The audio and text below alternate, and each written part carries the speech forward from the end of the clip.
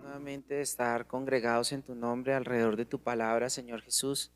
Gracias por esta palabra preciosa, Señor. Gracias por la Biblia, Señor. Gracias por ayudarnos a crecer cada día más en el estudio de tu palabra, Señor. Tu palabra es la que nos vivifica y eso es lo que estamos declarando este mes, Señor. Padre, te pedimos que este estudio lo tomes tú en tus manos y sea provechoso para nuestra edificación y nuestro crecimiento. En el nombre de Jesús. Amén. Amén. Hechos 3:18.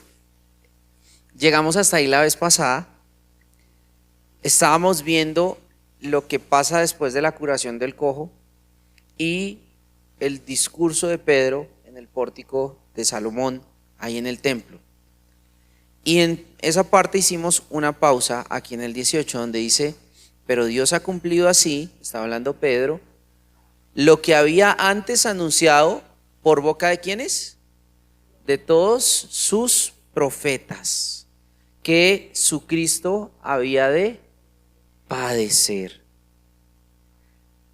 Hoy vamos a tener un verso a verso especial porque vamos a hacer un paréntesis nuevamente, porque quería que nos enfocáramos en particularmente lo que dice este pasaje de que Jesús cumplió mucho de lo que dijeron antes los profetas.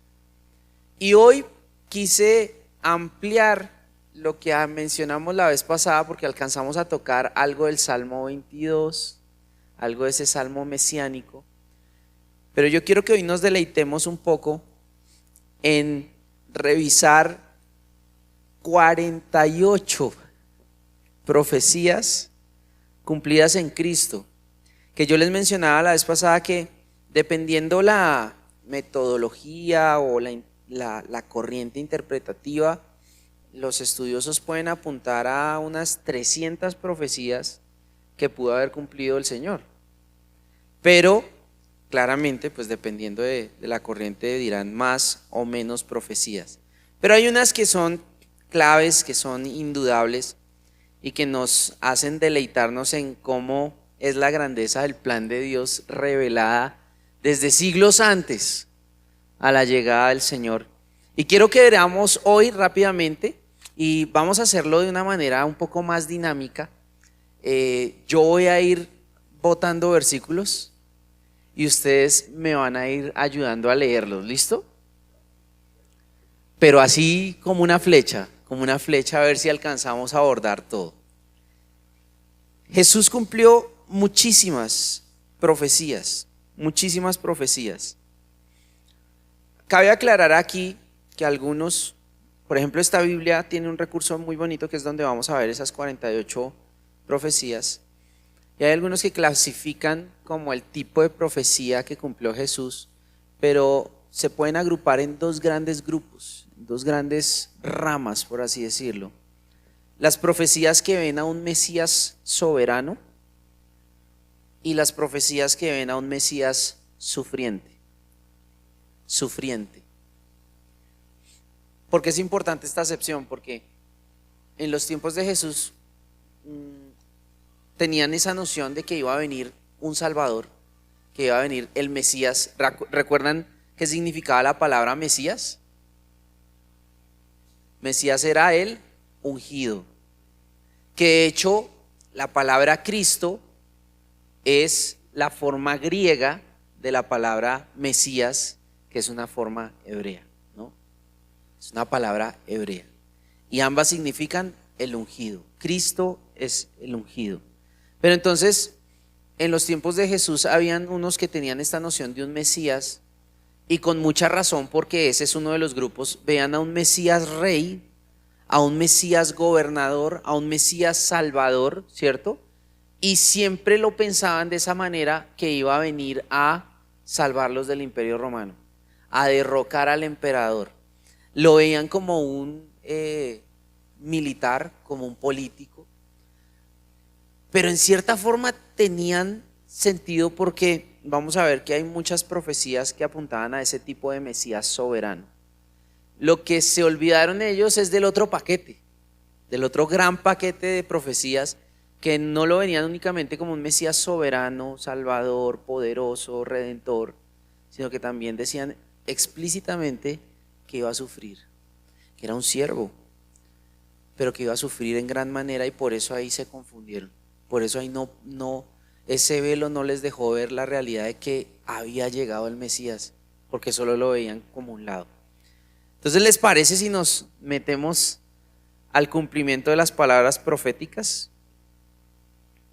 Empecemos por lo que algunos llaman el protoevangelio. ¿Por qué se llama protoevangelio? Porque es la primera aparición en la Biblia de un mensaje claro de que Dios traería a un Salvador. ¿Dónde creen que se encuentra esa primera profecía? Si es la primera forma de evangelio que aparece en toda la Biblia, ¿dónde creen que se encuentra? En Génesis. Entonces, vamos a leer lo siguiente. Génesis 3:15.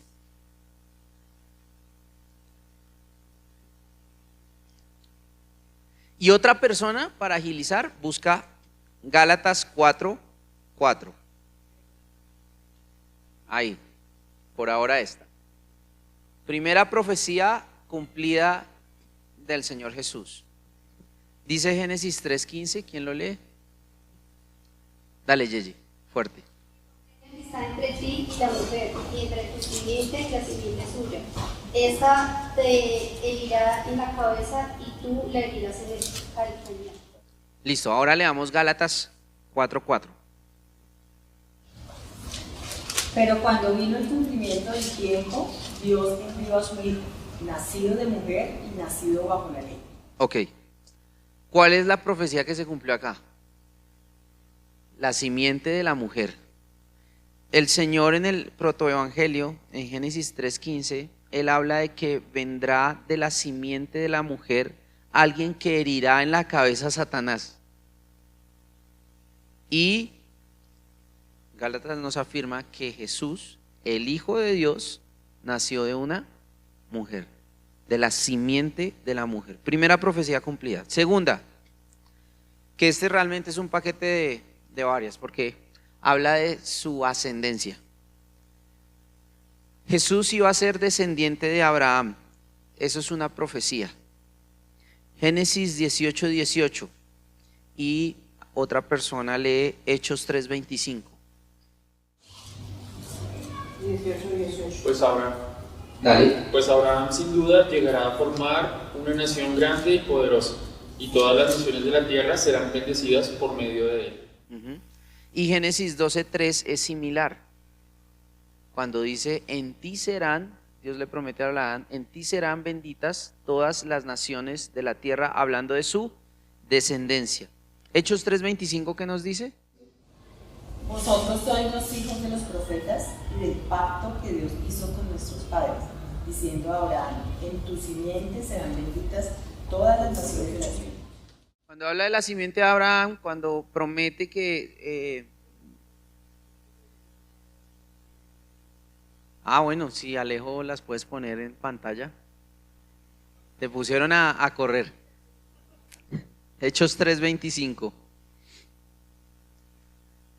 De hecho, también lo vemos en Mateo y en Lucas, en las genealogías. Vemos que Jesús fue hijo de Abraham. Si la promesa de Abraham es que serían benditas en él todas las familias de la tierra a través de su descendencia, Jesús lo cumplió. Jesús lo cumplió. Sería descendiente también de Isaac. Génesis 17:19. Y otra persona puede leer Mateo 1:2. Mateo 17:19. Respondió Dios, ciertamente Sara, tu mujer te dará a luz tu hijo, y llamará su nombre Isaac, y confirmaré mi pacto con él como pacto perpetuo para tus descendientes después de él. Un pacto perfecto, ¿con quién? Con Isaac. ¿Ese pacto con quién lo cumple? Jesús. Porque Mateo 1:2 dice que Jesús fue. ¿Quién tiene más? Abraham engendró a Isaac, Isaac a Jacob, y Jacob a Judá. Y ahí sigue hasta que llega a Jesús. O sea, profecía cumplida. También fue descendiente de Isaac. También dice que sería descendiente de Jacob, el Mesías. ¿Dónde dice eso? Números 24:17. Pero no aquí ni ahora, Lo percibo, pero lejos, en un futuro distante. Una estrella se levantará de Jacob, un cetro surgirá de Israel, aplastará la cabeza del pueblo de Moab y partirá el cráneo de la gente de Set. ¿De quién está hablando ahí? Se levantará cetro de Israel, es la estrella de Jacob. O sea, vendría de Jacob también. Lucas 3:34, Mateo 1:2, ya vimos que en la genealogía nos muestra a Jesús como hijo de Jacob. Es hijo de Abraham, es hijo de Isaac, es hijo de Jacob. También dice que será descendiente de la tribu de Judá, otra profecía de descendencia cumplida. ¿Dónde dice eso? Génesis 49:10. Génesis 49:10.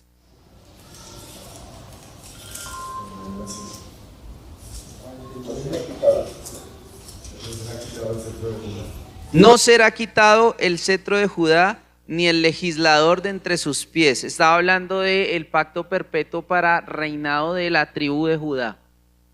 Interesante. Hasta que venga Shiloh, el Mesías, y a él se congregarán los pueblos. Profecía cumplida, ¿cierto? Descendiente de la tribu de Judá. Además de la tribu de Judá, que realmente también David vino a cumplir eso. Primer rey de Israel, ¿cómo se llama? Saúl. ¿De qué tribu es? Benjamín. Muy bien. Saúl era de la tribu de Benjamín, el primer rey. Uno diría, uy, aquí se pifió Dios. ¿Qué pasó? Bueno, sucede en su soberanía lo que sucedió con Saúl y le quita el reino a Saúl y se lo pasa a alguien de la tribu de Judá, que es David. Y además nos dice de Jesús que iba a ser heredero del trono de David. Isaías 9:7, una profecía mesiánica muy linda. ¿Lo leen o lo leo? Lo dilatado de su imperio y la paz no tendrán límite. Isaías 9:7. Mejor les voy dictando los versos, ¿ustedes lo anotan? Porque los veo más interesados en anotar, ¿no? Está bien, está chévere, para que se lleven la profecía. Isaías 9:7. Isaías está profetizando del Mesías y dice esto del Mesías: lo dilatado de su imperio y la paz no tendrán límites sobre el trono de David y sobre su reino, disponiéndolo y confirmándolo en juicio y justicia desde ahora y para siempre. El celo de Jehová de los ejércitos hará esto. No solo está esa, está Isaías 11:1. A ver si alguien me ayuda ahí. Isaías 11:1. Del tocón de la familia de David saldrá un brote. Sí, un retoño nuevo que dará fruto de la raíz vieja. Está hablando del Mesías. Segunda de Samuel 7:13. Sí. Segunda de Samuel, segundo libro de Samuel, capítulo 7, verso 13. Será el que me edifique un templo y afirmaré su trono para siempre. Eso es.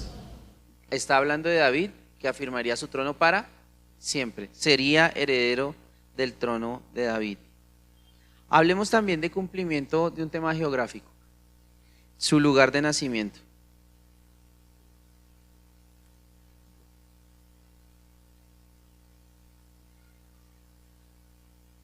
Miqueas 5:2. Pero tú, Belén, Efrata, pequeña para estar entre las familias de Judá, de ti me saldrá el que será el Señor de Israel, y sus salidas son desde el principio, desde los días de la eternidad. Efrata es de la región de Efraín. Resulta que la tierra, el territorio de Israel, en los tiempos de la monarquía, y en los tiempos de la constitución del pueblo de Israel en la tierra prometida, se repartió por tribus. Jerusalén está en la tribu de Judá. Benjamín está por ahí cerquita. Belén es muy cerquita a Jerusalén realmente, pero Belén está en un territorio que está como, a veces era parte de Efraín, a veces era parte de Judá, y era como cuando las fronteras son un poquito flexibles en la historia. Pero Belén Efrata hace recuento de esa región de Efraín, ¿vale? Miqueas, un profeta que está hablando siglos antes, está diciendo, van a nacer en Belén. ¿Dónde nació Jesús según Mateo 2:1? Ahí dice, cuando Jesús nació en Belén de Judea, en los días del rey Herodes. Ya casi llega Navidad, vamos a recordar. Juan 7:42. Perdón, pastor, tú ibas a hacer mención, no sé, más adelante, hablando de la tribu, el símbolo que tenía la tribu de... El león. Sí, lo tienes ahí, ibas a hacer mención de... Eso es lindo. Sí, pero nos metemos en otro tema. Pero lo resumo. Había una distribución de las tribus de Israel en torno al tabernáculo. El tabernáculo se armaba en el centro del pueblo de Israel cuando estaban en el desierto y acampaban. Se armaba en el centro de todos. Cuando iban a marchar, se disponían a armarse por grupos de a 3 tribus. Y cada una de estas tenía una cabeza de tribu. Una de las cabezas de tribu era Judá. Y cada uno de estos grupos se le asignaba como un estandarte, como sí, y ellos tenían un animalito asociado. Y curiosamente, cuando hablan también los 4 seres vivientes de cómo eran sus rostros, dicen que tienen estos mismos rostros: león, buey, águila y cara de hombre. Cara de hombre, cara de león, cara de buey, cara de águila. Estaban asociados esos grupos, y el león siempre fue asociado a la tribu de Judá. Pero también es lindo, esto sí es como más tema teológico. Algunos asocian incluso los evangelios, los 4 evangelios, en relación a estos 4 animales, a estos 4 seres, porque dicen que Mateo, cuando uno lo lee, el propósito de Mateo, que escribía a los judíos, era mostrar a Jesús como rey. Y si ustedes ven Mateo hace mucha referencia a profecías del Antiguo Testamento que hacían ver cómo Jesús las cumplía y cómo era el rey de reyes. Y por eso lo ven como el león. Entonces dicen, Mateo se asocia al león. Algunos ven a Marcos, que su evangelio, que fue escrito más para el pueblo griego y romano. Marcos, el enfoque es un poquito diferente y muestra a Jesús como el siervo. Marcos 10:45, creo que dice 10:45. Yo he venido a servir, a dar mi vida en rescate por muchos. Es Marcos 10:45, si ahí llega Alejito. Porque ni siquiera el Hijo del Hombre vino para ser servido, sino para servir. Entonces dicen que aquí, como se ve a Jesús como siervo en el recuento de Marcos, lo asocian al buey. El buey como el animal de trabajo, el animal que sirve. Cuando van a Lucas sí escribía de una forma muy académica al pueblo griego, él era griego. Y la forma de escribir de Lucas es una forma que muestra la humanidad de Jesús. Por eso lo asocian con el perfil del hombre, el hombre. Y Juan, cuando uno aborda a Juan es una teología exquisita. Juan es un pensamiento muy elevado. Juan es un pensamiento que uno lo asombra, porque aunque registra algunas cosas similares a los otros 3 evangelios, Juan sí que es diferente, registra muchas más cosas, muchas más palabras de Jesús, más precisas, sobre todo de la última cena, y con unas palabras que eran desbordantes en pensamiento, y lo asocian a el águila, por su altura en pensamiento, ¿no? Ahora esto pues es interpretación escuelas de interpretación que se van por ahí, no lo dice explícitamente la Biblia, pero tiene un sentido, una lógica, ¿no? Vamos a otra que a mí me llama. Apocalipsis 5:5. Sí, hace sí. mención. He aquí que el león de la tribu de Judá, la raíz de David, ha vencido para abrir el libro y desatar sus 7 sellos. Les voy a mostrar una muy interesante.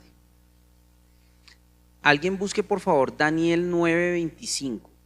Así que debes saber y entender que desde que se emitió la orden para restaurar y edificar a Jerusalén y hasta que llegue el Mesías príncipe, transcurrirán 7 semanas, 62 semanas más, y luego se volverá a reconstruir la plaza y la muralla. Serán tiempos angustiosos. ¿Qué creen que está cumpliéndose aquí con esa profecía?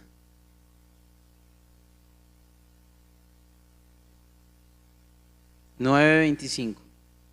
Se las explico un poquito, se las voy a explicar. Este es Daniel es uno de los libros más impactantes en términos proféticos. De hecho, muchos han querido descreditarlo porque dicen, no es posible que alguien anunciara cosas tan precisas, tan exactas. Sobre todo las profecías de él en torno a la caída del imperio babilónico, el ascenso del imperio medio persa, como luego viene el imperio griego con Alejandro Magno, y luego como el imperio griego va a ser destrozado y abordado por el imperio romano, ¿no? Y son cosas muy precisas. Pero esta en particular es una revelación que Dios le hace a Daniel en esa última parte del 9 al 12, capítulo 9 al 12, es una revelación para el fin de los tiempos, que tiene cumplimientos parciales, pero también tiene cumplimientos finales que todavía no llegan. Cumplimientos parciales en la historia que ya pasó de Israel. Y aquí lo que está hablando es que hay una orden que se da para restaurar y edificar a Jerusalén. Esa orden fue histórica. Daniel está en el exilio. Daniel está en el periodo donde el pueblo de Judá fue llevado cautivo a Babilonia.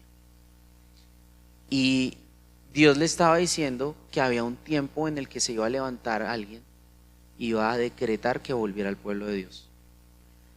Eso se cumplió porque Ciro hizo un decreto dándole a Esdras y a los cautivos de Babilonia el derecho de volver a Jerusalén y reconstruir el templo en el año 538 antes de Cristo. Darío dio otro decreto y le dio a Esdras el derecho de reconstruir el templo en el 517 antes de Cristo. Artajerjes hizo un decreto dándole a Esdras el permiso y digamos el salvoconducto y las provisiones para volver a Jerusalén y reconstruir el templo en el 558. Todo esto es histórico, todo esto está registrado en los anales históricos. Artajerjes hizo también un decreto dándole a Nehemías permiso, salvoconducto, provisiones también para volver a Jerusalén y reconstruir la ciudad y los muros. Esto fue en el año 445. Aquí es donde algunos se rompen la cabeza, porque cuando él está hablando que habrá 7 semanas y 62 semanas, ahí sumemos, ¿cuánto es? 79 semanas. Este término semanas en el hebreo podría significar semanas de días, pero podría significar semanas de años. También hay usos de ese tipo. Si son semanas de años, ¿de cuántos años estamos hablando? 7 semanas más 62 semanas son 69 semanas. 69 semanas de años son 7 años cada semana de años. Quiere decir que son 69 por 7, ¿cuánto da? 79 semanas son 18.181 meses. Uy, no, 69, calcula 69 por 7. 483. Aquí es donde los historiadores tienen complicación, pero para hacerles la historia corta, calcule desde cualquiera de estos decretos los 483 años. Y ahí vamos a ver que estos años fueron completados cuando Jesús llegó al mundo. Con exactitud histórica. Les voy a leer posibles formas de cumplimiento de esta profecía. Algunos dicen que los 483 años fueron completados en el tiempo del nacimiento de Jesús, que fue más o menos en el año 5 o 4 antes de Cristo. ¿Sí saben por qué? Alguien la embarró. Alguien calculó mal el nacimiento de Jesús, y el año 0 que nosotros conocemos realmente como el año en que supuestamente debió nacer Jesús, no fue el año que históricamente nació Jesús. Jesús nació un poquito antes. Hay poco apoyo cronológico para esta fecha. Algunos dicen que los 483 años fueron completados al bautismo de Jesús, al inicio de su ministerio, si fue fechado antes, en el año 26 después de Cristo. Esto es posible si uno inicia con el primer decreto de Artajerjes. Pero otros dicen que 483 años fueron completados en la entrada triunfal de Jesús, en el año 32 después de Cristo. Es interesante el trabajo de Sir Robert Anderson en The Coming Prince, el príncipe que viene, siguiendo este argumento en gran detalle. Anderson usa el calendario de 360 días, ojo con esto. Hoy en día sabemos todos usamos calendarios de 365, pero antiguamente no eran los mismos calendarios. Antiguamente se usaban calendarios diferentes, había uno que era de 360 muy común, y luego en ciertos años hacían ajustes, ¿sí? Nosotros todavía seguimos haciendo ajustes, por eso tenemos nuestro año bisiesto, ¿cierto? Pero él, usando un calendario de 360 días el año, que era el que Israel usaba en los tiempos de Daniel, calculó, ahí sí nos vamos a la cuenta de días que tú tenías más o menos, Yeye, pero él calculó 173.880 días desde el decreto a la entrada triunfal, cumpliendo la profecía en días. Era muy común para los judíos tener meses de 360 días, como les digo, y luego insertar un mes más grande ocasionalmente cuando era necesario. Entonces miren cómo con exactitud podemos ver que Jesús cumplió hasta la cifra de años que estaba en la profecía de Daniel. Increíble, increíble. De hecho, ¿cómo lo sabemos? Pues porque sabemos dónde fue el decreto histórico, ya sea de Darío, o de Artajerjes o de Ciro. Podemos tener esas fechas exactas hoy en día, pero también tenemos la fecha exacta del nacimiento de Jesús y de su ministerio, porque Lucas nos lo dice. Aconteció en aquellos días, Lucas 2, 1 al 2, que se promulgó un edicto de parte de Augusto César que todo el mundo fuese empadronado, y ya hay estudios que pueden datar, pueden fechar esa ocasión con precisión, ¿no? Interesante. Otra profecía. Esos 483, si yo le resto los 445, que fue cuando Nehemías llega a reconstruir los muros, me darían 38 años. Pero como el calendario no es 0, sino 5 antes, me darían los 33 años. Pero es que sí, pero recuerda que tú estás usando un calendario de 365 días. No funciona, porque en los tiempos de Daniel no se usaba calendario de 365 días. Pero aún así me darían los 33 años de la entrada del Señor. Sí, ahí es donde ya tienen que los eruditos entrar a hacer esos cálculos y correcciones muy precisas con lo que sabemos de los anales de la historia, pero sí queda la fecha en que cumplió Jesús. Otra profecía, nacería de una virgen. Jesús nació de una virgen. ¿Quién lo profetizó? Isaías 7:14. Por tanto, el Señor mismo os dará señal. He aquí que la Virgen concebirá y dará a luz un hijo y llamará su nombre Emanuel. La Virgen concebirá y dará a luz un hijo y llamará su nombre Emanuel. ¿Qué significa Emanuel? Dios con nosotros. Claro, todos dicen, no, es que no le pusieron Emanuel, se llamaba Jesús. No. ¿Jesús quién es? Dios con nosotros. Él es Dios con nosotros, literalmente. Nació de una virgen. ¿Dónde dice eso? Mateo 1:18. El nacimiento de Jesús fue así. Estando desposada María, su madre, con José, antes que se juntasen, se halló que había concebido el Espíritu Santo. Antes de que tuvieran relaciones, era virgen. Otra profecía que se cumplió en Jesús: la matanza de los niños fue profetizada.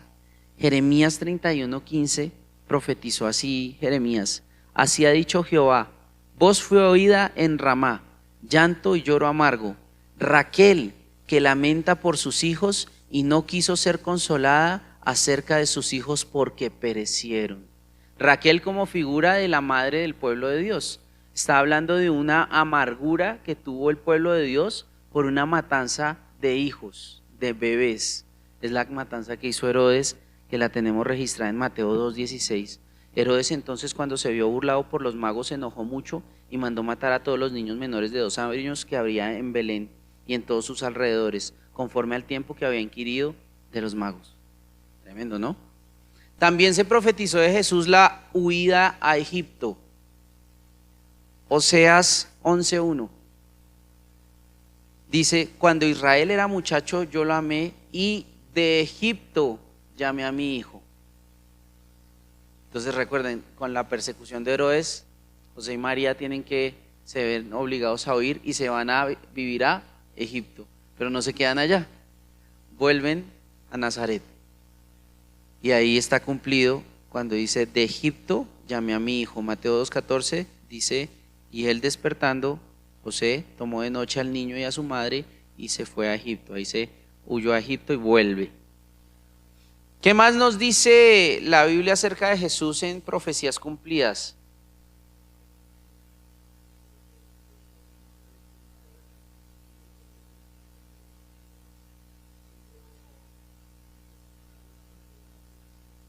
Sabemos que Jesús está en el templo a los 12 años. Lo demás es especulación que se puede sacar de libros apócrifos. Hay un evangelio particular que narra eventos de la infancia de Jesús, pero es apócrifo, no inspirado, desechado por la iglesia, y dicen: eso no tiene valor histórico, no podemos confiar en ello. Entonces ese tiempo no lo podemos saber. Lo que dicen de 8 años es por los apócrifos que se encuentran en esos textos. Habla Isaías otra cosa que cumplió Jesús, que Jesús iba a tener un ministerio en Galilea. Y de hecho, gran parte del ministerio de Jesús se desarrolló allá. Jesús viajaba bastante. Le gustaba mucho ir a Jerusalén porque él iba a las fiestas. Juan retrata mucho las idas de Jesús a Jerusalén a las fiestas. Las fiestas de hebreas, no las fiestas que... no era rumbero. Eran las fiestas judías. Pero mire lo que dice Isaías 9:1-2. Mas no habrá siempre oscuridad para la que está ahora en angustia, tal como la aflicción que le vino en el tiempo que livianamente tocaron la primera vez a la tierra de Zabulón y a la tierra de Neftalí. Pues al fin llenará de gloria el camino del mar, de aquel lado del Jordán, en Galilea de los gentiles. El pueblo que andaba en tinieblas vio gran luz. Los que moraban en tierra de sombra de muerte, luz resplandeció sobre ellos. Cuando uno ve el ministerio de Jesús, uno puede decir que Galilea era como una estación base clave para Jesús. Eran como los cuarteles generales de Jesús y los discípulos. Viajó mucho allá, hizo muchas obras allá, hizo mucho ministerio allá. También sabemos que fue hasta Cesarea, a Decápolis, que estuvo en Jerusalén. Estuvo en Samaria, pero Galilea fue un lugar especial para el desarrollo de Jesús, cumpliendo esta palabra. De hecho, Mateo 4, 12 al 16 podemos ver eso. Cuando Jesús oyó que Juan estaba preso, volvió a Galilea y dejando a Nazaret, vino y habitó en Capernaum. Tenía una residencia allí. Ciudad marítima, en la región de Zabulón y de Neftalí, tal cual como está diciendo Isaías. Para que se cumpliese lo dicho por el profeta Isaías cuando dijo lo que acabamos de leer. Tierra de Zabulón y tierra de Neftalí, camino del mar al otro lado del Jordán, Galilea de los gentiles, el pueblo asentado en tinieblas vio gran luz, y a los asentados en región de sombra de muerte, luz les resplandeció. Mateo 4, 12 al 16. Esta es clave también, la menciona mucho Juan. Moisés profetizó en Deuteronomio 18:15 que Jesús iba a ser un profeta. En Deuteronomio 18:15 dice Moisés al pueblo: profeta de en medio de ti, de tus hermanos como yo, te levantará Jehová tu Dios, a él oiréis. No hicieron, pero él era profeta. ¿Dónde se cumple eso? Juan 6:14. Aquellos hombres entonces, viendo la señal que Jesús había hecho, dijeron: este verdaderamente es el profeta que había de venir al mundo. Ellos estaban recordando esa profecía. Otra más, que Jesús sería sacerdote como Melquisedec. ¿Quién profetizó esto? Salmo 110, un salmo mesiánico, verso 4. Juró Jehová y no se arrepentirá. Tú eres sacerdote para siempre según el orden de Melquisedec. Hebreos 6:20 nos muestra el cumplimiento de esto. Donde Jesús entró por nosotros como precursor, hecho sumo sacerdote para siempre según el orden de Melquisedec. Salmo 110:4. Hebreos 6:20 retrata el cumplimiento. A ver, aclaremos. Jesús venía de la tribu de Judá, en su lado de genealogía por el lado del rey David. No fue nombrado sumo sacerdote. El sumo sacerdote en su tiempo, ¿quién era? Caifás, ¿sí? Pero ¿cómo fue el cumplimiento? Por la función, no por el título. Por la función de sacerdote. ¿Qué hacía el sacerdote? Era intermediario entre Dios y los hombres. Y cumplió a cabalidad el tema porque cuando se rasgó el velo del templo, al que solo podía entrar el sumo sacerdote, se rasgó cuando Jesús murió de arriba abajo y permitió el acceso directo para todos porque ya Jesús pudo darnos ese acceso. Entonces también cumplió. Se profetizó también que iba a ser rechazado por los judíos. Isaías 53:3 nos dice que Jesús fue despreciado y desechado entre los hombres, varón de dolores, experimentado en quebranto y como que escondimos de él el rostro. Está hablando Isaías, nosotros los judíos escondimos de él el rostro, fue menospreciado y no lo estimamos. Juan 1:11 dice: a lo suyo vino y los suyos no le recibieron. Se cumplió. Mire el cumplimiento de la entrada triunfal. Zacarías 9:9 dice: alégrate mucho, hija de Sión, da voces de júbilo, hija de Jerusalén. He aquí tu rey vendrá a ti, justo y salvador, humilde y cabalgando sobre un asno, sobre un pollino, hijo de asna. ¿Cómo se cumplió? Juan 12:13 al 14 nos dice que tomaron ramas de palmera los del pueblo, salieron a recibirle y clamaban: Hosana, bendito el que viene en el nombre del Señor, el Rey de Israel. Y halló Jesús un asno, un asnillo, montó sobre él como estaba escrito. También se anunció que iba a ser traicionado por un amigo. Salmo 41:9. David dice: aún el hombre de mi paz. Este es interesante. Creo que no lo mencioné en la prédica pasada, pero eso es bien interesante. En el Antiguo Testamento, cuando se hablaba de ese término Shalem, había uno, si no estoy mal, que es Ishalem, que es hombre de mi paz. Hombre de mi paz quiere decir el hombre de mi confianza. Hombre de mi paz era una expresión hebrea para decir mi amigo cercano. Hombre de mi paz es como mi segundo, la persona en que yo tengo plena convicción de que me va a acompañar siempre.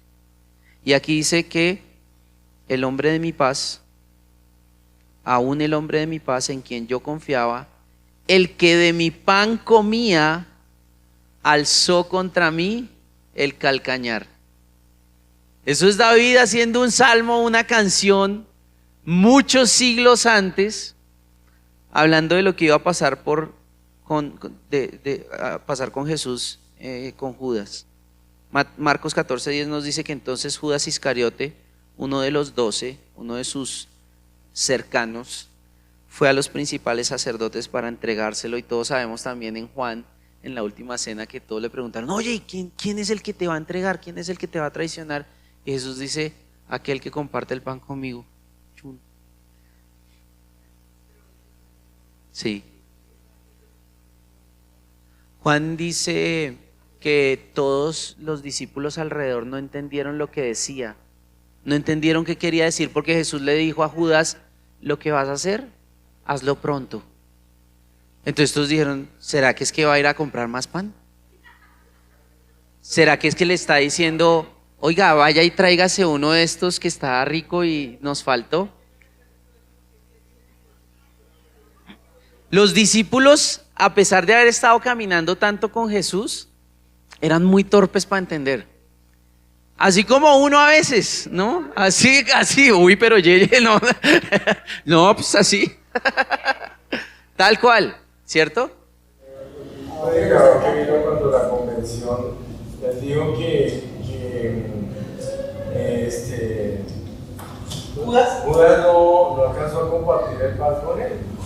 Le explicaba que él le dijo: lo que vas a hacer, hazlo pronto, y se fue él a compartir. Sí, es probable, pero leamos Juan. Vamos a Juan.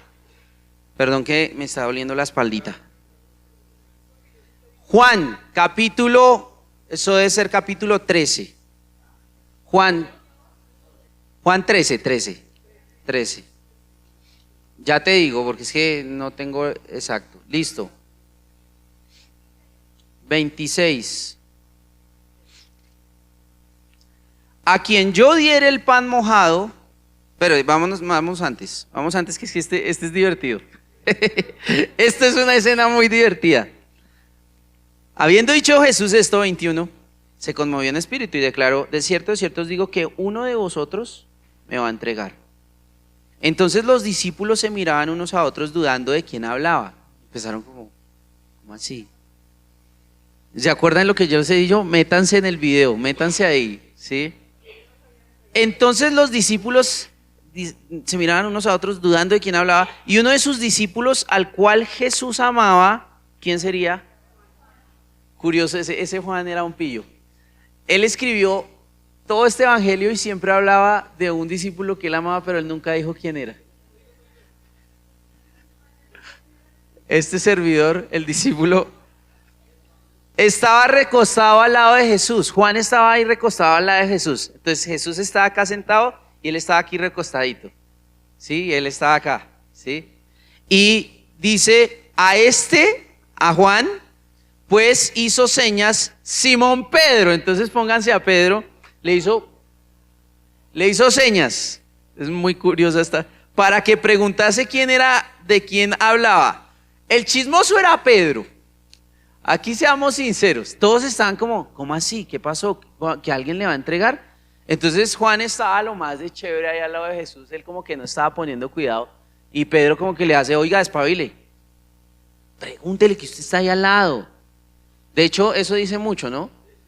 Porque como estaba al lado y Pedro le hizo señas, seguramente Pedro no quería hablar públicamente, eran 12 compañeros, no se quería ninguno vender al otro, y no se querían boletear, y Pedro le dijo: vaya, pregúntele. Y Juan que estaba ahí, entonces le dice, él entonces recostado cerca del pecho de Jesús le dijo, Señor, cerca del pecho. Es que miren que esos detalles no los podemos perder. Estaba cerquita, entonces, Señor, venga, ¿quién es? Dígame a mí, yo no le digo a nadie. Por Chuchito que no le digo a nadie. ¿Sí? Y respondió Jesús, a quien yo diere el pan mojado, aquel es. Entonces mojó, lo que te digo, si tú ves el contexto, yo no puedo, y esto es una ley que tenemos que tener cuando estudiamos la palabra, no puedo agregar más de lo que está allí. Puedo hacer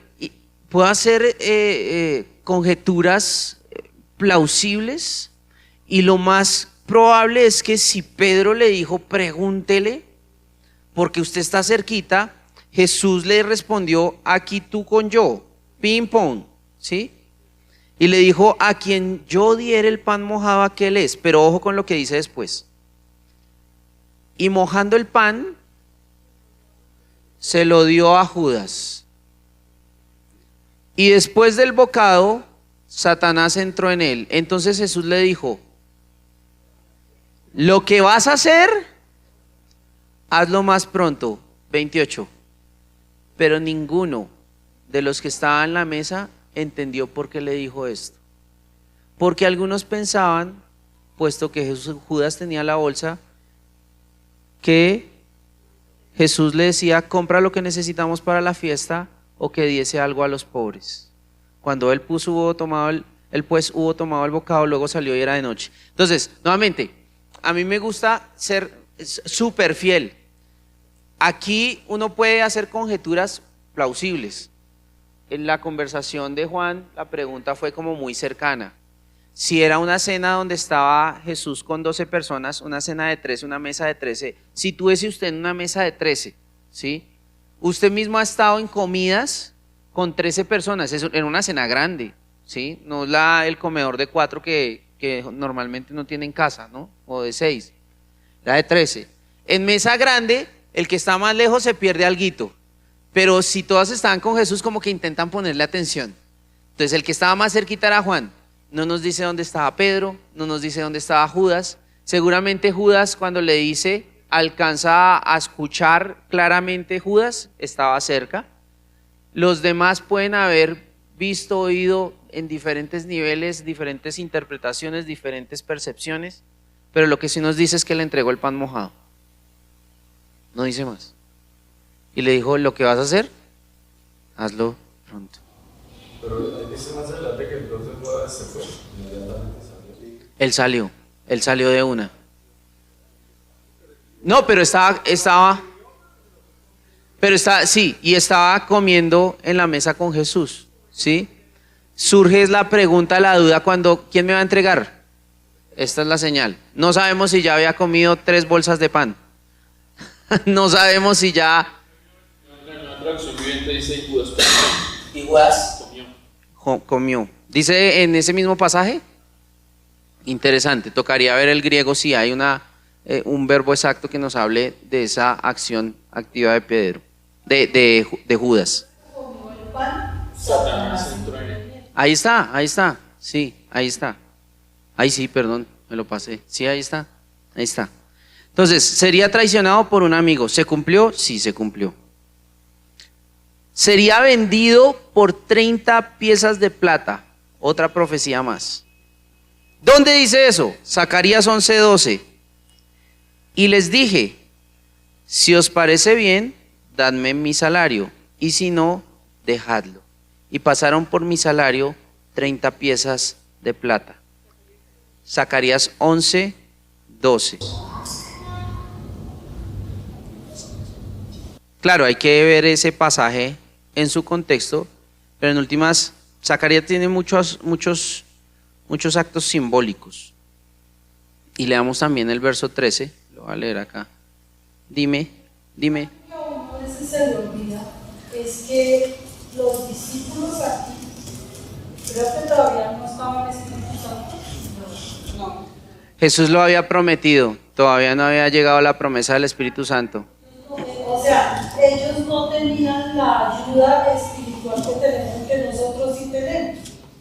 Sí y no, porque ellos estaban con Jesús. Lo que hace Jesús es que les dice en esta misma cena, oiga, yo me voy, pero les mando uno que es igual a mí. Pero era como de una forma humana, como estaba Jesús. Sí. Entonces a ellos les costaba trabajo y a ellos no dice les pasaron, que ninguno entendió. Ellos les costaba mucho trabajo e incluso es hasta la hora de la resurrección que muchos entienden, sí, este es el Mesías. Los mismos hermanos de Jesús, habla de que ellos en el ministerio de Jesús eran como apáticos, no creían en él, pero es después de la resurrección que se convierten genuinamente y dicen, él es el Salvador. Mateo 26:15 nos narra esa historia de las 30 piezas de plata. Judas les pregunta, ¿qué me queréis dar? Y yo os lo entregaré, y ellos le asignaron 30 piezas de plata. Si seguimos con este contexto de la profecía de Zacarías, el verso 12 hace alusión a esas 30 monedas de plata, pero el 13 luego dice, entonces el Señor me dijo, arrójalo al alfarero, ese magnífico precio con que me valoraron. Tomé pues las 30 monedas de plata y las arrojé al alfarero en la casa del Señor. Interesante eso. Ahí hay una clave, ahí hay algo que pasa. Sí, es un acto simbólico, este es de esas profecías que es difícil de relacionar, pero lo que sí nos dice es que el dinero que le dieron, ¿a dónde iba a volver? A la casa del Señor. Mateo 27, 6 al 7 nos dice que los principales sacerdotes, tomando las piezas de plata, cuando se las devolvió Judas, dijeron, no es lícito echarlas en el tesoro de las ofrendas porque es precio de sangre, y después de consultar, compraron con ellas el campo del alfarero para sepultura de los extranjeros. Ahí hay un cumplimiento de un acto simbólico en Zacarías. Ojo con esta también. Salmo 109, 7 al 8. Cuando fuere juzgado, salga culpable, y su oración sea para pecado. Sean sus días pocos, tome otro su oficio. ¿De quién cree que está hablando esa profecía? De Judas. El puesto de Judas debía ser tomado por otro. Hechos ya nos narró cuando fue reemplazado por Matías. ¿Ese Salmo 109 es de lo mismo metido en la esposa? No. Este ya es que el puesto de Judas iba a ser tomado por otro. Aunque no necesariamente el reemplazo de Matías. Ahí hay una discusión que ya creo que lo hablamos en algún verso a verso. Lo sabremos en el cielo cuando veamos los nombres de los apóstoles y ahí diremos, ¿era Matías o era Pablo? Muy bien. Salmo 27:12 nos va a hablar de cómo se cumple el tema de que a Jesús lo acusarían testigos falsos. Salmo 27:12 dice, no me entregues a la voluntad de mis enemigos porque se han levantado contra mí testigos falsos y los que respiran crueldad. Mateo 26, 60 al 61 nos describe cómo buscaron muchos testigos falsos para presentar en el juicio de Jesús. Y vinieron 2 testigos falsos que dijeron, este hijo puede revelar el templo de Dios y en 3 días reedificarlo. Mateo 26, 60 al 61. Este también es lindo, en el juicio de Jesús. Cumplió que permanecería en silencio cuando fuera acusado. El cumplimiento de Jesús de que cuando fuera acusado permanecería en silencio. Isaías 53, 7. Angustiado él y afligido, no abrió su boca. Como cordero fue llevado al matadero y como oveja delante de sus trasquiladores. Isaías 53, 7. Como oveja delante de sus trasquiladores enmudeció y no abrió su boca. El siervo sufriente. Isaías 53, 7.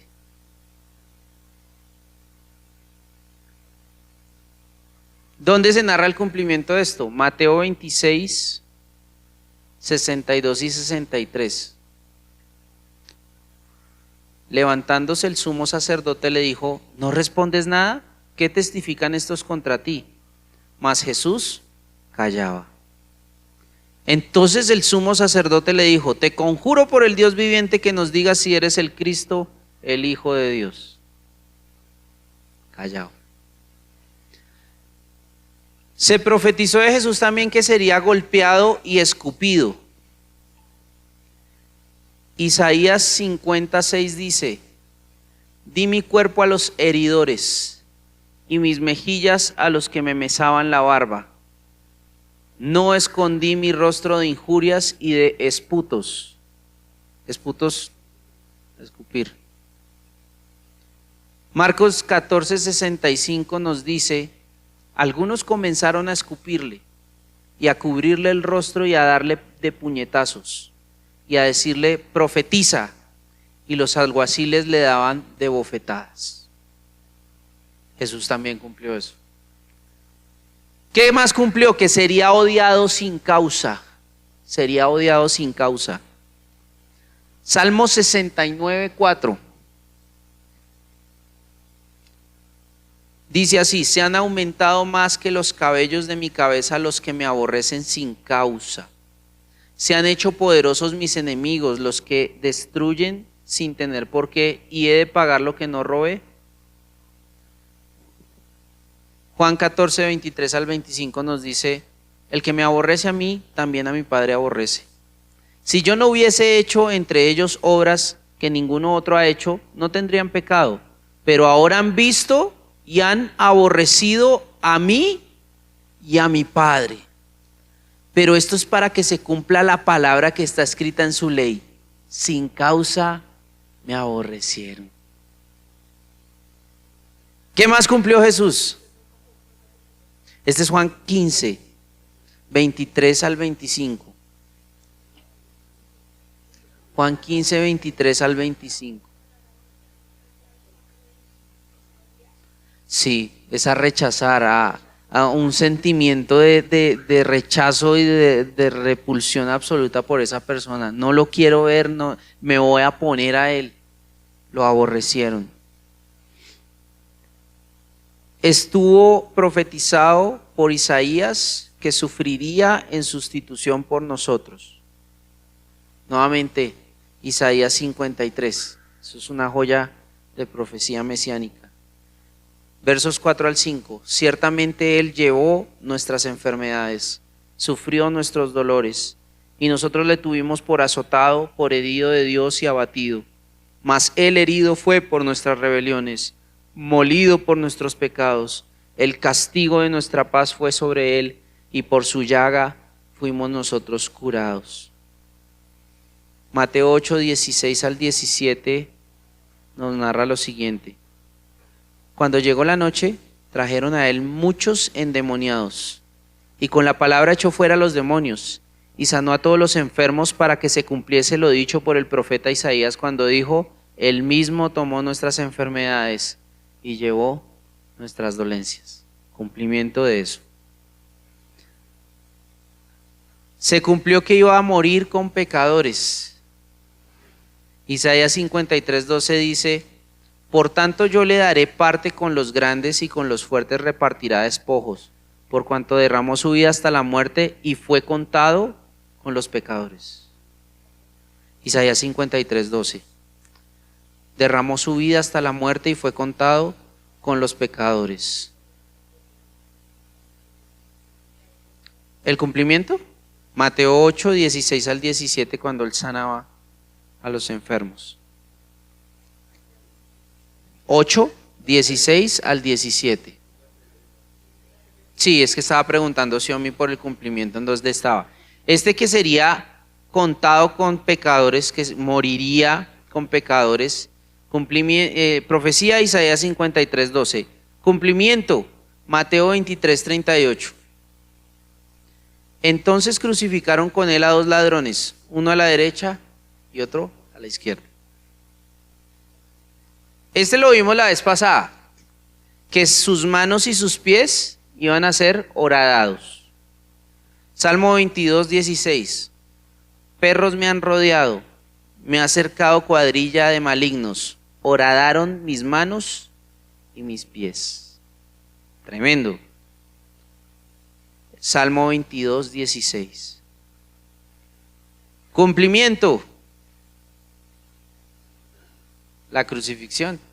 De hecho, cuando Tomás ve a Jesús y Jesús le dice, ponga aquí su dedo, mira mis manos, acerca tu mano, métela en mi costado, porque también le hirieron acá.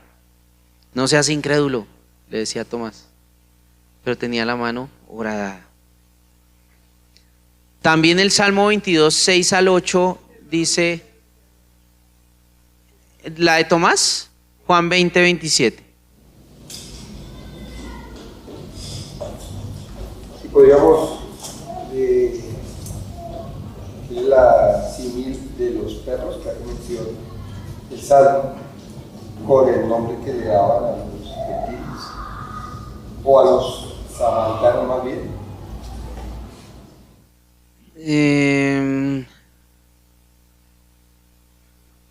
Puede ser, porque perros me han rodeado, pero digamos que samaritanos en el contexto de la crucifixión no había.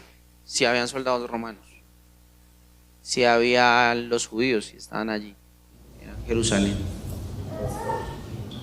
Yo estoy leyendo en la Biblia que nos regalaron de Luisa, en la parte donde explica pues, la parte de cuando le dice a Tomás, vete acá, y esto nos explica que ya Jesús ahí no usa un cuerpo resucitado, ya no usa la sangre, porque pues estaría dando sangre, pues entonces yo no sé, eso me dejó como pensando, o sea, lo que ellos dicen, la sangre es como para esta dimensión, para lo que sea, ya viendo derramado su sangre, ya se lo que lo sostiene, ahí está, el cuerpo resucitado es el Espíritu Santo.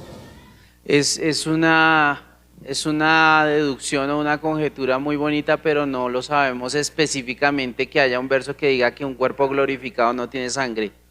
Sí hay pasajes, por ejemplo, 1 Corintios nos habla mucho de nuestras tiendas temporales, como nuestros cuerpos en este momento son cuerpos, la palabra griega que se usa allí es una palabra que se traduce en algunas versiones como cuerpos animales, pero realmente la palabra ahí es psúquicos, que habla más de el cuerpo de un ser viviente como lo conocemos, ¿sí? Jesús, o sea, dejó toda su sangre pues precisamente en el precio por nuestra...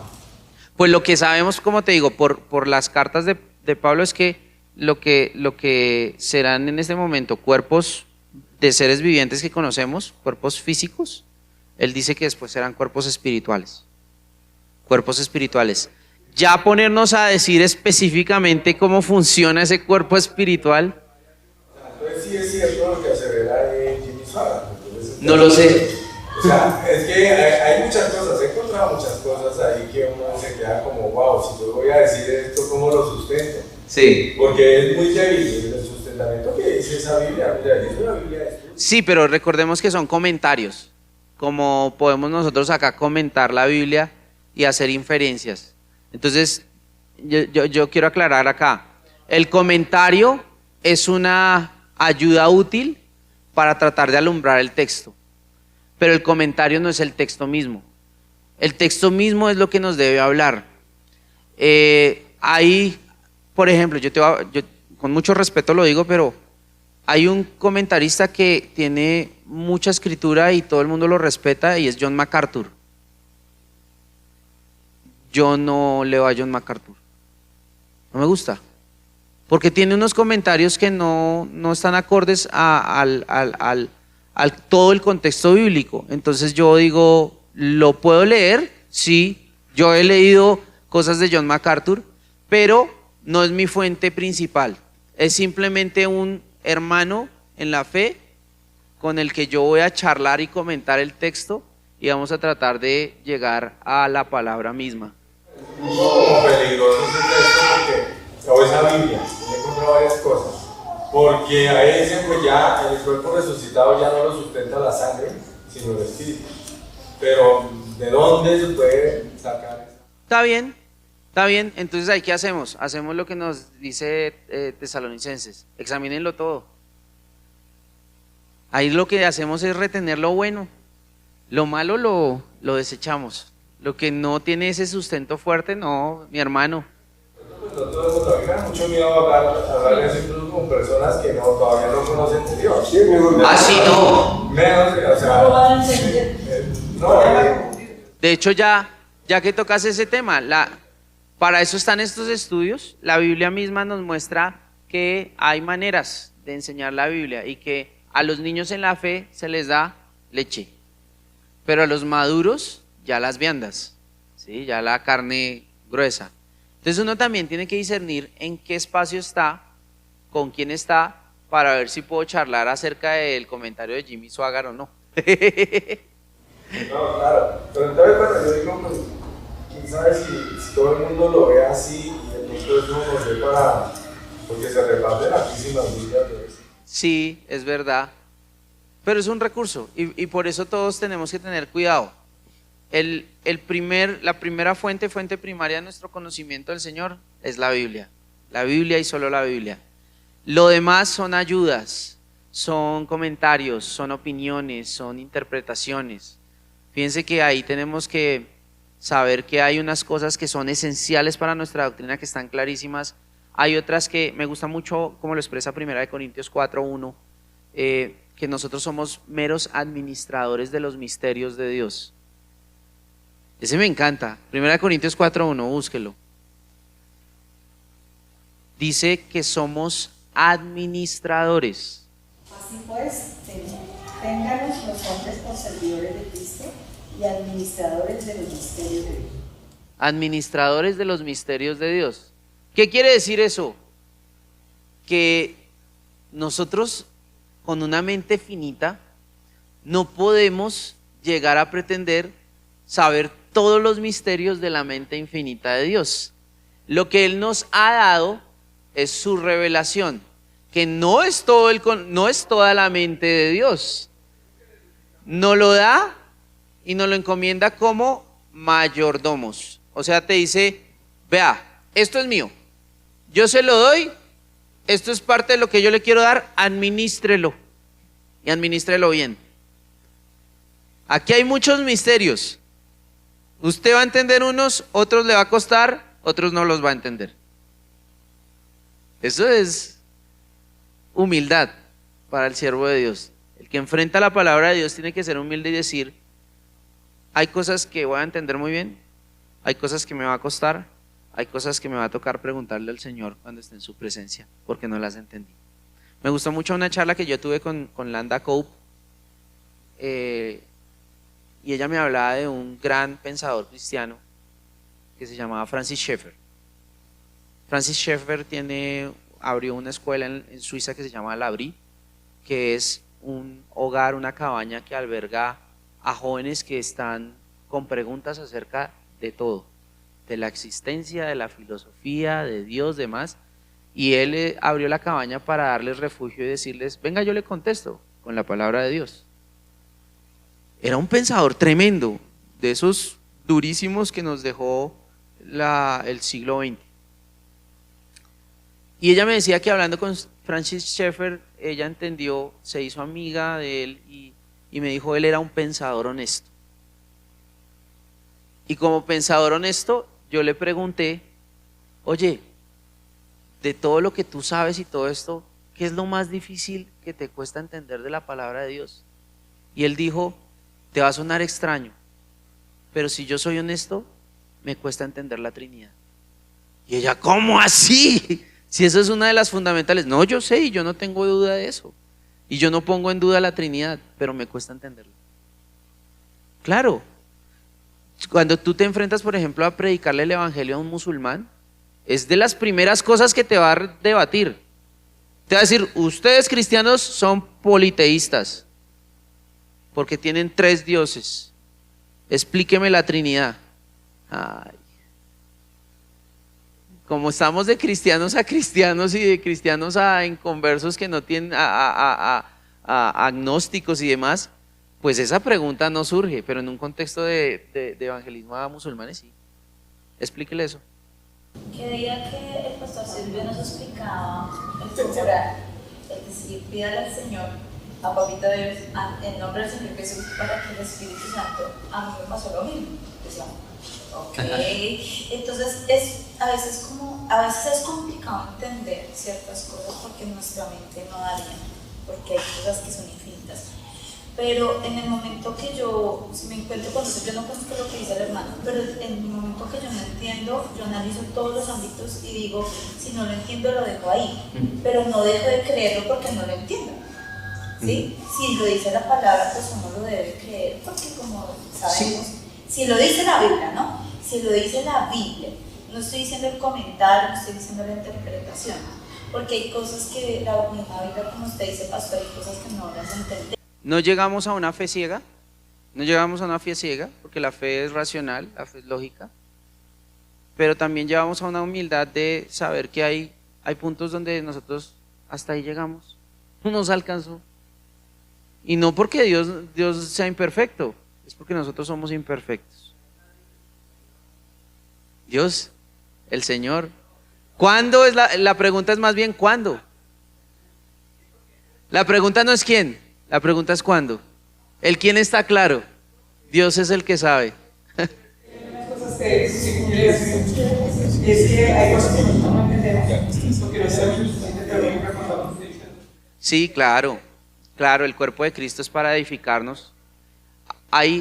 Fíjate que hay personas que ya han caminado más en el camino de la fe, pueden tener más conocimiento de Dios, pueden tener más conocimiento de la palabra y te pueden guiar, pero incluso el maestro más experto no llega al nivel del conocimiento de la mente de Dios. Cuán profundas e insondables son las riquezas del conocimiento de la grandeza de Dios. Es increíble. Vamos a llegar al cielo y allá, allá es otra cosa. Pero aquí en la tierra vamos a lograr entender muchas cosas porque Dios es tan amoroso que lo que nos reveló en su palabra es suficiente para entender su plan. Es suficiente para entender lo que necesitamos entender para llegar al cielo. Y ya está. ¿Seguimos? Listo. Se profetizó, ¿dónde estaríamos? Salmo 22, 16. Sus manos y pies para Que sería escarnecido e insultado. Salmo 22, 6 al 8. Nos habla del escarmiento y de los insultos que recibió el Señor. Dice: mas yo soy gusano y no hombre, oprobio de los hombres. 22, 6 al 8. Despreciado del pueblo. Todos los que me ven me escarnecen, estiran la boca, menean la cabeza diciendo: se encomendó a Jehová, líbrele él, sálvele, puesto que en él se complacía. Son las mismas palabras que le dijeron en la cruz. Mateo 27, 39 al 40. Los que pasaban le injuriaban meneando la cabeza, igual, y diciendo: tú que derribas el templo y en 3 días lo reedificas, sálvate a ti mismo. Si eres hijo de Dios, desciende de la cruz. También se cumplió. El Salmo 22, 6 al 8, cumplimiento Mateo 27, 39 al 40. Miren esta, que le darían hiel y vinagre. El Salmo 69, 21 dice: me pusieron además hiel por comida y en mi sed me dieron a beber vinagre. Literal. Salmo 69, 21. Literal. Juan 19, 29 nos narra exactamente eso. Juan 19, 29. Estaba allí una vasija. Juan 19, 29 es el cumplimiento. Dice que ahí había una vasija llena de vinagre, que ellos empaparon en vinagre en una esponja y poniéndola en un hisopo, se la acercaron a la boca. Le dieron a beber vinagre. Otra que se cumplió, que él oiría palabras proféticas dichas en tono de burla. Salmo 22:8, ya lo leímos. Se encomendó a Jehová, líbrele él, sálvele, puesto que en él se complacía. Mateo 27:43, confió en Dios, líbrele ahora si le quiere, porque ha dicho soy hijo de Dios. Igualito, igualito. Salmo 22:8 y cumplimiento Mateo 27:43.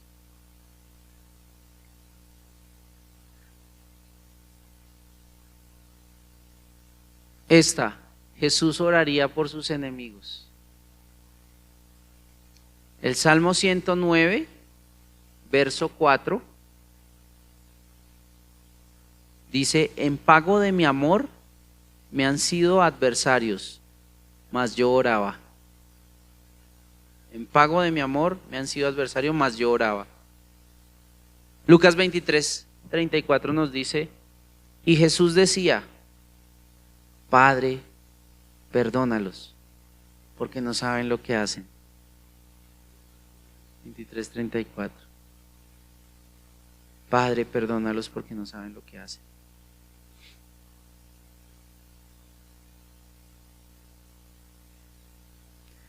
Zacarías profetizó que iba a ser traspasado. Zacarías 12:10. Y derramaré sobre la casa de David y sobre los moradores de Jerusalén espíritu de gracia y de oración, y mirarán a mí, a quien traspasaron. Juan 19:34 nos dice, uno de los soldados le abrió el costado con una lanza, y al instante salió sangre y agua.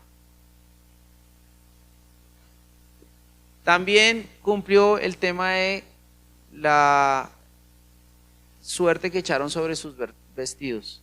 Los soldados echarían suertes sobre sus ropas. Salmo 22:18 dice, repartieron entre sí mis vestidos y sobre mi ropa echaron suertes. Mateo 15:24 narra esto. Cuando le hubieron crucificado, repartieron entre sí sus vestidos, echando suertes sobre ellos para ver qué se llevaría cada uno. Esta es impresionante. Los huesos de Jesús no serían quebrantados. Yo se las expliqué la vez pasada, ¿no? Salmo 34:20. Él guarda todos sus huesos, ni uno de ellos será quebrantado. ¿Cómo se cumplió? Juan 19:33. Mas cuando llegaron a Jesús, como le vieron ya muerto, no le quebraron las piernas. Yo les había explicado eso, ¿no? La práctica romana de un crucificado era romperle las piernas para que la agonía fuera mayor y no pudiera levantarse y tomar un respirito. Se ahogaba en su misma posición. Otro que cumplió Jesús en su sepultura, que fue sepultado con los ricos. Fue sepultado con los ricos. Isaías 53:9. Se dispuso con los impíos su sepultura, mas con los ricos fue en su muerte. Tremendo.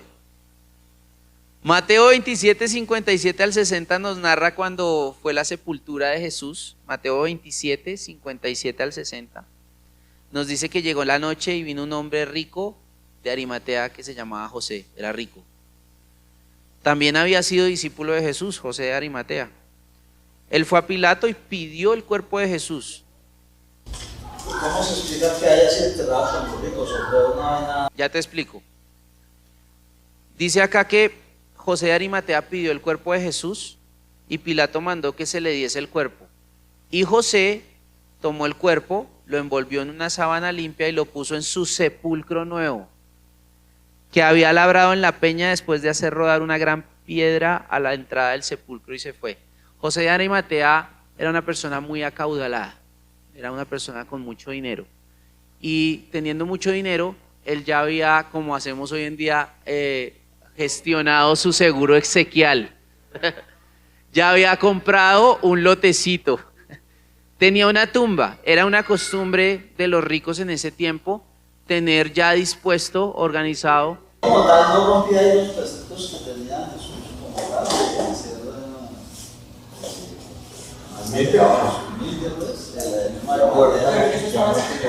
Lo que pasa es que a veces tenemos una idea de que Jesús era pobre y te voy a explicar de dónde viene ese pensamiento.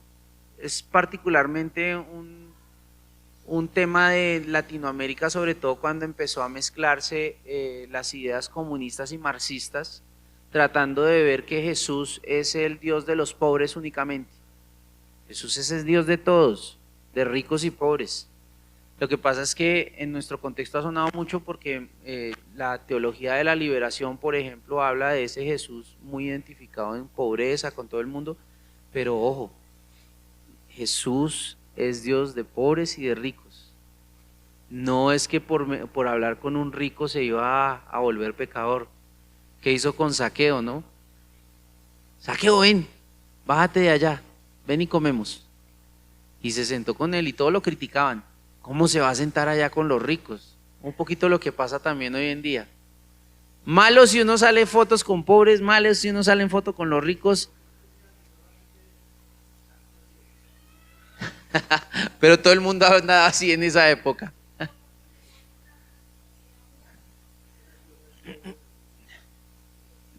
Fíjate, lo del asno es un cumplimiento. Tenía que cumplir esa palabra de Zacarías. Lo del asno también, yo creo que tiene un propósito muy grande porque precisamente los judíos esperaban a un líder militar entrando. Les voy a poner un poquito más en contexto porque eso es muy interesante. Realmente, de todos los milagros que hizo Jesús, tal vez el que fue más determinante en que los judíos decidieran matarlo, adivinen cuál fue.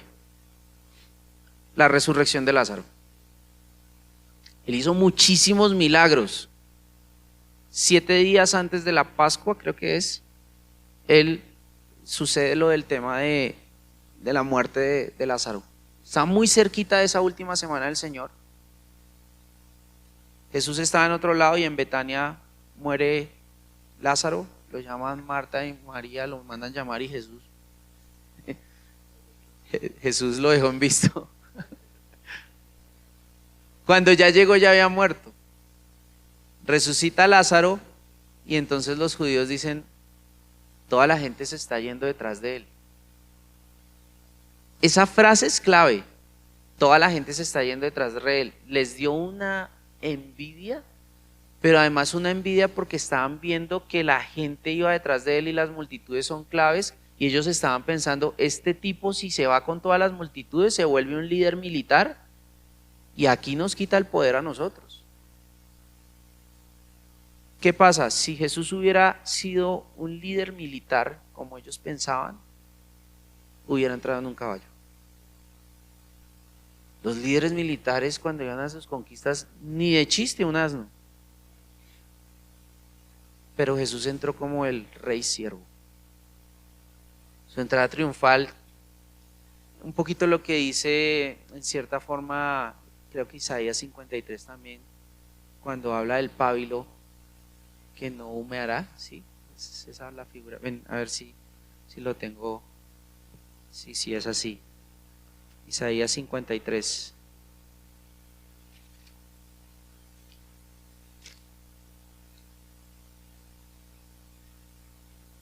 No. Es otro verso. Espérate, ya te digo cuál es.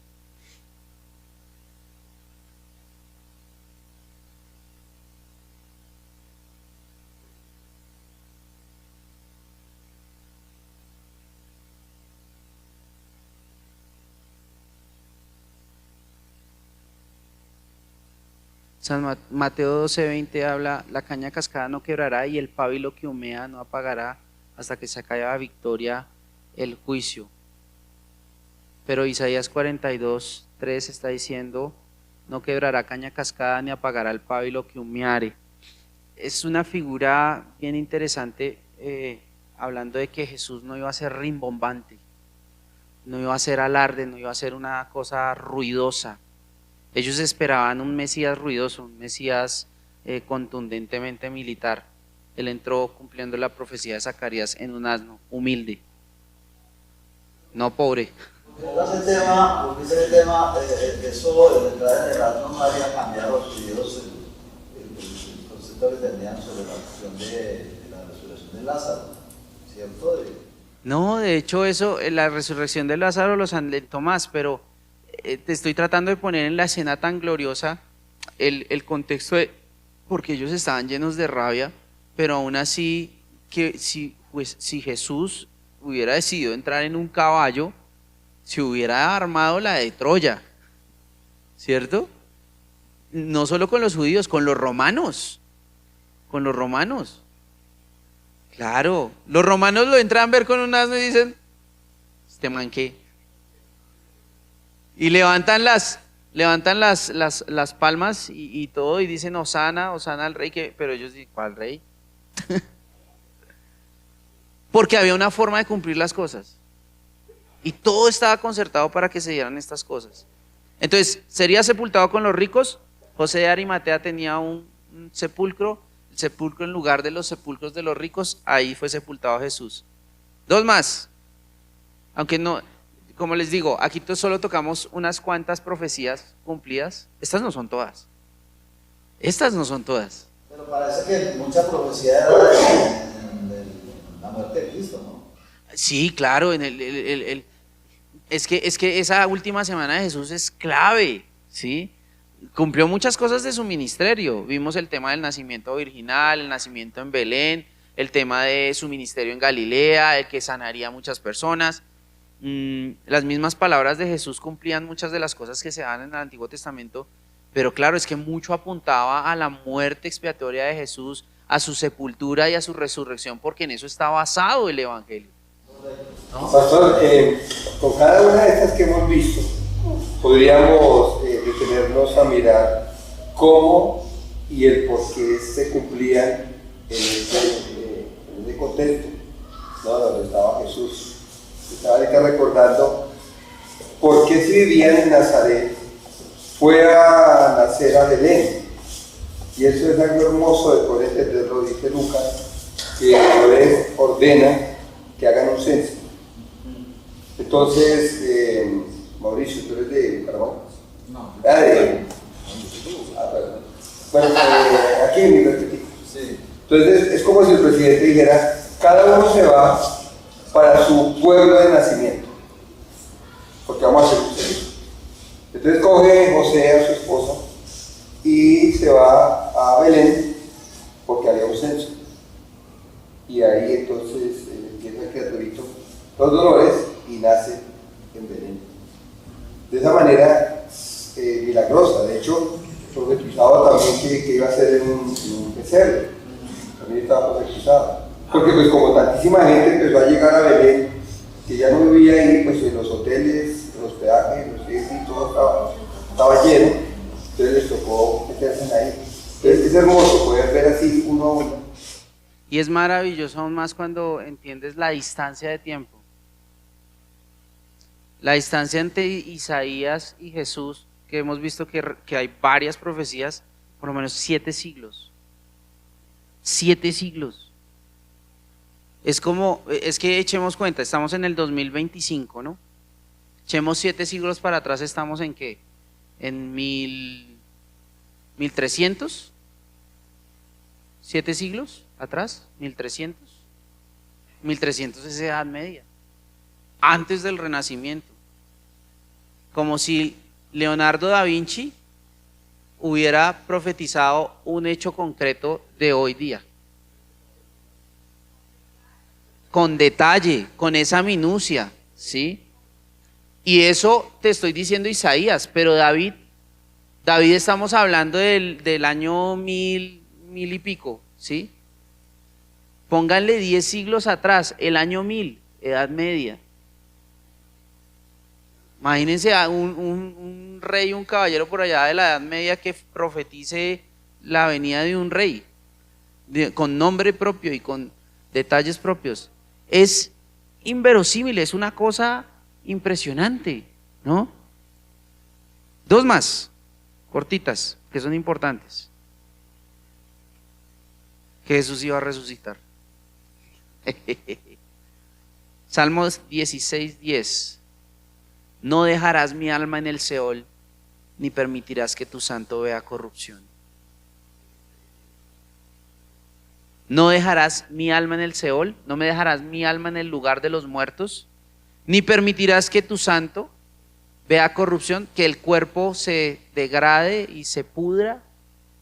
No lo permitió.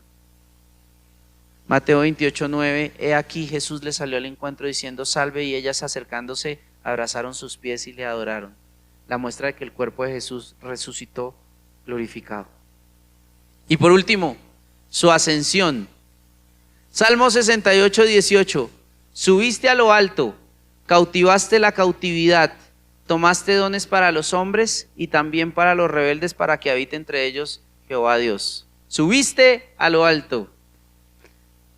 Y nosotros sabemos que Jesús ascendió a los cielos, se separó de ellos, fue llevado arriba al cielo, porque lo dice Lucas 24, 50 al 51 y Hechos 1:9.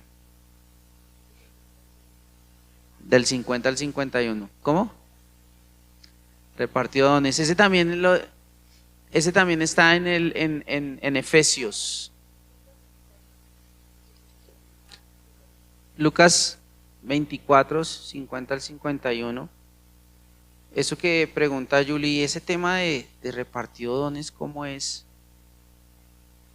Efesios 4.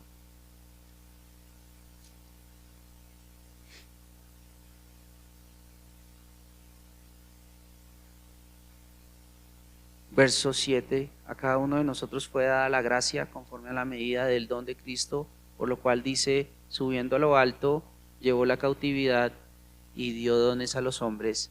Y eso de que subió, ¿qué es? Sino que también había descendido primero a las partes más bajas de la tierra. El que descendió es el mismo que también subió por encima de todos los cielos para llenarlo todos. Y él mismo constituyó a unos apóstoles, a otros profetas, a otros evangelistas, a otros pastores y maestros. Está hablando de esos dones que nos dio Dios después de la ascensión al cielo a su iglesia para edificar el cuerpo de Cristo. Ese es Efesios 4, 7 al 12. 4. Dice el apóstol Pablo, y a veces no lo entendemos. Qué privilegio tenemos nosotros hoy de poder entender, ¿no? Dios quiso revelar esos misterios y hoy nosotros vemos este panorama completo. Aún los apóstoles hubo muchas cosas que no pudieron entender, ¿no? Cuando escribían lo del Salmo 16, estas personas que lo leían, escuchaban, ¿cómo poder entender que era que iba a llegar el Mesías solamente a través del Espíritu, que iba a resucitar?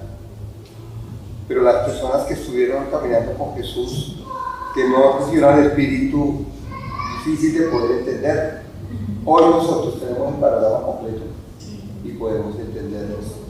Tenemos el Espíritu, tenemos la palabra. Es un privilegio. Yo quiero cerrar diciéndoles que no hay otro hombre en la historia de la humanidad como Jesús. Aquí vemos apenas una pequeña partecita de todo lo que Jesús cumplió de los profetas, porque eso es lo que nos decía Hechos 3:17, donde vamos 3:17 y 18, que Jesús cumplió las profecías de los profetas del Antiguo Testamento. Ni Mahoma, ni Buda, ni ningún otro poderoso, ni Napoleón, ni hoy Donald Trump,